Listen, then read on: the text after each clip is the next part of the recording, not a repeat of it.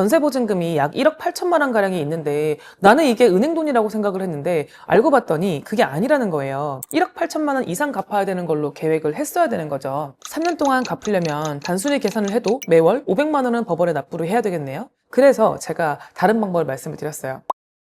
안녕하세요. 회생파산연구소 이상현 변호사입니다. 저희 회생파산연구소에서 사건을 진행하시는 분들은 대부분 저희가 운영하는 네이버 카페에도 많이들 가입을 해 계신데요. 이상하게 저희 사무실 오시는 분들을 보면 물론 간단한 사건들이 없진 않은데요. 아무래도 좀 복잡하고 어려운 사건이 전국의 사무실들을 막 찾아 헤매다가 저희 사무실까지 찾아오시는 분들이 정말 많거든요. 그래서 어떻게 보면 좀 특이한 케이스나 아니면 난이도가 좀 높은 케이스 이런 게 좀 많은 편인데 오늘도 그런 사례를 한번 설명드려 보려고 해요. 사건 진행은 수원회생법원에서 하셨고요. 개시 결정이 정말 빨리 나오신 분이에요. 저희가 2024년 7월 4일에 접수를 했고요. 2024년 7월 15일에 개시 결정을 받은 분이에요. 거의 일주일 만에 개시가 났어요. 물론 서류를 처음부터 좀 완벽하게 준비를 해야 이렇게 개시가 빨리 나는 거 아시죠? 자, 남겨주신 후기를 보시면서 개인회생을 진행하기 전에 어떤 부분에서 고민을 하셨는지 그리고 많은 사무실 중에서 회생파산연구소를 선택해 주신 이유가 무엇인지 한번 알아보겠습니다.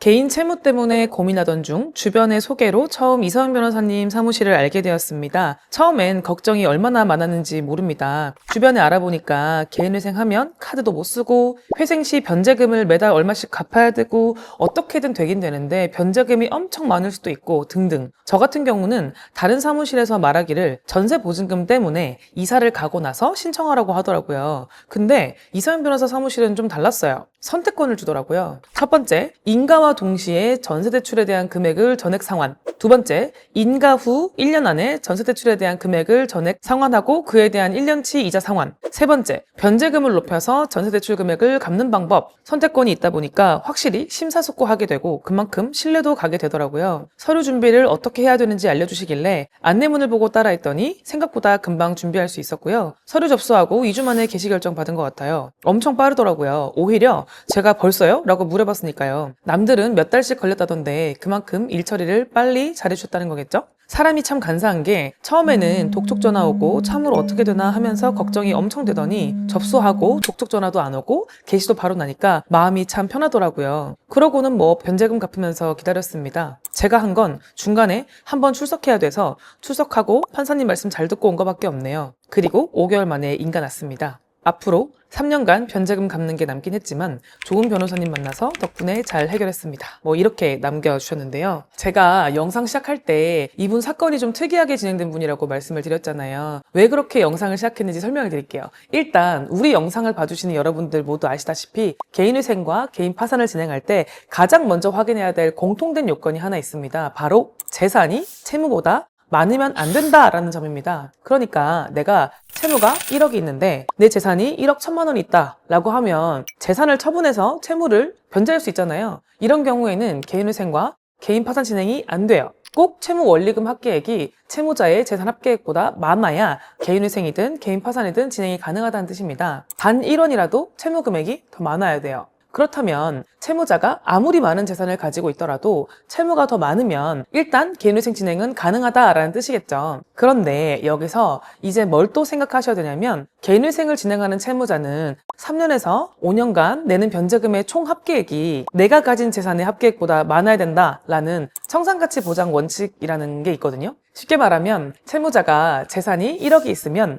채권자들을 위해서 1억 원 이상은 갚아야 된다는 뜻입니다. 개인회생과 개인 파산을 선택하게 되시는 분들은 대부분은 사실 재산이라고 평가할 수 있는 금액이 크지 않아요. 왜냐면 부동산이 있어도 거기에 근저당 채무가 있어서 실제 가치가 낮고요. 예금 잔고도 거의 없으신 경우가 많거든요. 근데 문제는 전세보증금입니다. 전세 계약을 해서 보증금 잔금을 지급할 때 많이들 전세대출을 받으시잖아요. 그런데 이 전세대출을 포함해서 전세를 들어가시는 분들이 전세대출을 받으면 은행에서 먼저 임차인 통장으로 돈을 넣어주는 게 아니니까 임대인 통장으로 바로 입금을 해야 되잖아요. 그래서 그런지 이 임차인들이 회생을 할 때 사실 이거를 내 돈, 내 재산이라고 생각하시는 임차인분들이 잘 없어요. 따지고 보면 실제 내 돈도 아니기도 하죠. 은행 돈이니까 전세 계약이 끝나면 은행에 돌려줘야지 이렇게 생각을 하시거든요. 그런데 이 전세 대출이요, 계약을 할 때 어떤 조건으로 했느냐에 따라서 나중에 임대 기간이 끝나고 보증금을 돌려받을 때의 절차가 좀 다르거든요. 그러니까 나중에 받을 보증금에 담보를 걸었냐 안 걸었냐 이렇게 나뉘어요. 좀 더 구체적으로 말씀을 드리면 전세 대출을 계약하실 때 질권계약서나 아니면 보증금 반환 채권에 대한 양도계약서라는 걸 작성하는 경우가 있고요. 아닌 경우도 있어요. 그래서 질권계약서나 보증금 반환 채권에 대한 양도계약서를 작성한 경우에는 전세 계약이 끝나면 임대인이 보증금을 전액 은행에게 상환을 하고요. 은행은 대출금과 이자 일부를 상계한 다음에 남은 돈이 있으면 그걸 보통 계약금 정도겠죠? 그 정도만 돌려주거든요. 그래서 임차인도 이 계약금만을 보통 내 재산이다 라고 생각을 하게 되고요. 그런데 전세대출 계약을 하면서 질권계약서를 작성하지 않는 경우도 많아요. 이게 무슨 말이냐면 채무자의 신용만으로 전세대출을 받았다는 뜻이에요. 결국 보증금에 담보를 설정하지 않았다라는 거죠. 그러면 전세 계약이 끝났을 때 임대인은 이 보증금을 은행에 주지 않고요. 임차인에게 줘야 된다는 뜻입니다. 자, 다시 개인회생으로 우리 후기 남겨주신 의뢰인 사건으로 돌아와 볼게요. 이분이 고민하셨던 게 바로 거기에 있었습니다. 전세보증금이 약 1억 8천만 원 가량이 있는데 나는 이게 은행 돈이라고 생각을 했는데 알고 봤더니 그게 아니라는 거예요. 이분의 신용으로만 빌린 대출로 평가가 되었고 일단은 임차기간이 끝나면 먼저 우리 의뢰인이 받은 다음에 은행에 갚는 조건의 대출이었던 거라서요. 개인회생을 진행할 때는 이 반환받을 보증금, 즉 1억 8천만 원 전체가 의뢰인의 재산이 되어서 3년간 변제금을 적어도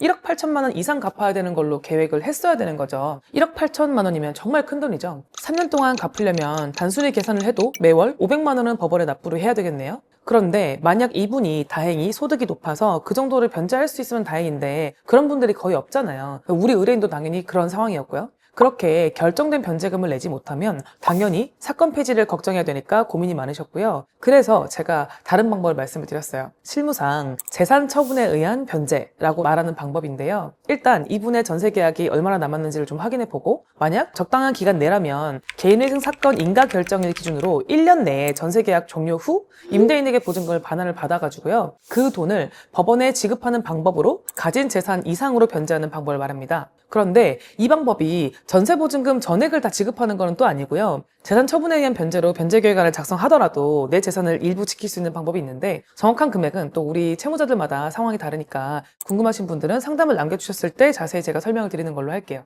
결론은 이분이 카페에 후기를 남겨주신 대로 본인 소득에서 법원에서 인정해주신 생계비로 변제금을 산정할 수 있었고요. 부담되지 않는 변제금으로 3년 그리고 그 전에 보증금을 반환받아서 일부 법원에 납부하는 계획안을 작성해서 결정하게 되었어요. 구체적으로는 총 채무액은 약 2억 3천만 원이었는데요. 3년간 우리 의뢰인의 소득으로는 약 1,600만 원을 변제하고 반환된 보증금으로는 약 1억 6천만 원을 내겠다라고 계획을 작성해서요. 변제율 68.9%로 결정을 받으셨습니다. 너무 축하드리고 면책까지 문제없이 진행되셨으면 좋겠어요. 재산 처분에 의한 변제 방식은 모르는 분도 많고요. 진행 경험이 아예 없는 사무실도 많습니다. 그래서인지 본의 아니게 저희 사무실의 노하우가 점점 고도화되는 것 같아요.